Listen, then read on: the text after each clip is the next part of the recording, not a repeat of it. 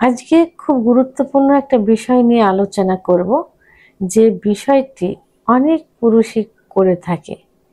তো আমার কোনো এক শুভাকাঙ্ক্ষী ঠিক তেমনই একটা কমেন্টস করেছেন। ম্যাডাম, দয়া করে এই কমেন্টটির রিপ্লাই দিবেন। 1 মাসের মধ্যে কয়টি সেক্স ট্যাবলেট খাওয়া যায়? দেশের এবং প্রবাসের ভাই বোনদের প্রতি সালাম। আসসালামু আলাইকুম। আমি প্রভাষক ডাক্তার রিক্তা পারভিন, হোমিওপ্যাথি এবং আয়ুর্বেদিক চিকিৎসক। চেম্বার সেবা হোমিও কমপ্লেক্স অ্যান্ড সেবা ডিজিটাল ল্যাব, উপজেলা মডেল মসজিদের পূর্ব পাশে, শিমুলিয়া, মাগুরায়।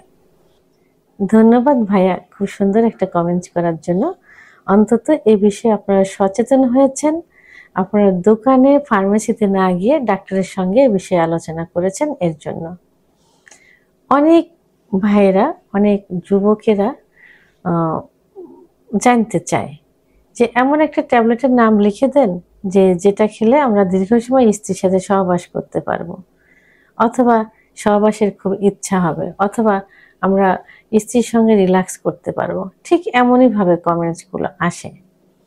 তো এখন আপনি যে কমেন্টস করছেন যে আপনি 1 মাসে কয়টা সেক্স ট্যাবলেট খাইতে পারবেন, আসলে এটা যেভাবে প্রশ্ন করছেন, এটা কি হয়, অন টাইম ট্যাবলেট হয়ে যায়। অর্থাৎ আপনার এখন সহবাসে যাবেন, একটা সেক্সের ট্যাবলেট খেয়ে যাবেন। এটা মাসে কয়টা খেতে পারেন? প্রশ্নটা এমনই। তো আসলে অন টাইম ট্যাবলেট কখনোই খাওয়া ঠিক না, কারণ অন টাইমের পর্যাপ্ত পার্শ্ব প্রতিক্রিয়া রয়েছে, এমনকি মৃত্যু পর্যন্ত হয়ে যেতে পারে। কারণ অন টাইম ট্যাবলেট খেলে প্রথমে হুট করে আপনার প্রেশার বেড়ে যেতে পারে, ব্লাড সার্কুলেশন বেড়ে, তখন স্ট্রোক মতো হতে পারে, বা অনেকেরও কিন্তু হয় এরকম। দ্বিতীয়ত, অন টাইম আপনার কিডনি ইফেক্ট করবে অন টাইম খাইলে। আমার মনে হয় যে একটা অন টাইম ট্যাবলেট খাইলেই কিডনি ইফেক্ট করে। তৃতীয়ত, একটা সময় যে আপনার অন টাইমে কাজ করবে না। চতুর্থ, যে বড় সমস্যাটা হয়ে থাকে, আপনি অন টাইমে অভ্যস্ত হলে পরবর্তীতে কোনো চিকিৎসায় আপনার কাজ করবে না। অনেকে বলে হোমিওপ্যাথি, আয়ুর্বেদিক, অ্যালোপ্যাথিক, কবিরাজি অনেক ওষুধ খেয়েছি, খেয়েই যাচ্ছে, কোনো কাজ হচ্ছে না। এটা হলো আপনি খাচ্ছেন অন টাইম বা খেয়ে আসছেন অন টাইম, তো কি করে আপনাকে এখন চিকিৎসায় কাজ করবে? তাহলে অন টাইম ট্যাবলেটের কারণে দেখেন কত সমস্যা হয়। আপনি সেটা কেন করবেন, বা আপনারা সেটা কেন করবেন? আপনাদের যদি সমস্যা হয়ে থাকে, সেক্সুয়াল সমস্যা যদি হয়ে থাকে, সেক্সুয়াল সমস্যা প্রত্যেকটা পুরুষেরই কিন্তু হয়।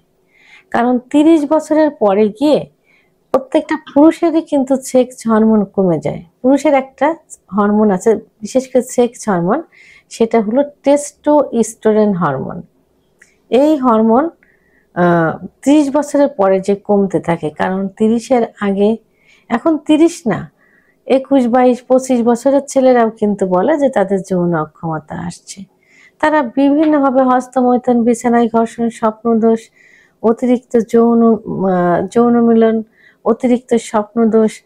আবার 25-এর পরে একজন পুরুষের কিন্তু সাংসারিক হয়, তার সংসারের ঝামেলা, পুরো দায়িত্বটা ঘাড়ে চলে আসে। ব্যবসা বাণিজ্য, চাকরি, এরপরে গিয়ে দেখা যায় ডায়াবেটিস, উচ্চ রক্তচাপ, হার্টের সমস্যা, বিভিন্ন কারণে কিন্তু এই সেক্স হরমোন কমতে থাকে। তো তখন সঠিক চিকিৎসা পাইলে আবার এটা আগের অবস্থায় ফিরে আসে। এই যে বললাম, অনেকে না জেনে না বুঝে অন টাইম জাতীয় ওষুধ খেয়ে বেশি ক্ষতিগ্রস্ত করে ফেলে। তা এখন আপনার এর জন্য কি করতে হবে? আপনি অবশ্যই একজন অভিজ্ঞ সম্পন্ন রেজিস্টারকৃত ডাক্তারের শরণাপন্ন হবেন। ডাক্তার আপনাকে কিছু পরীক্ষা দিবেন। পরীক্ষাগুলোর মাধ্যমে সঠিক কারণ নির্ণয় করা যাবে যে আপনার কেন সমস্যা হয়েছে এবং কি সমস্যা হয়েছে।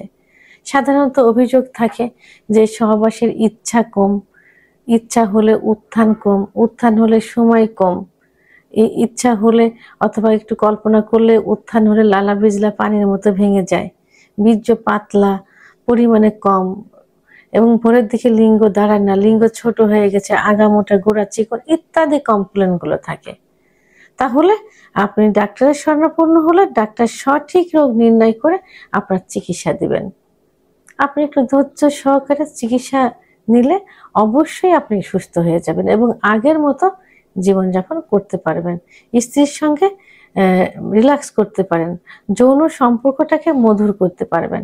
সেহেতু এই অন টাইম ট্যাবলেট না খেয়ে আপনি সঠিক চিকিৎসা গ্রহণ করুন, দেখবেন ইনশাল্লাহ আপনি পারিবারিক জীবন সুখের হবে।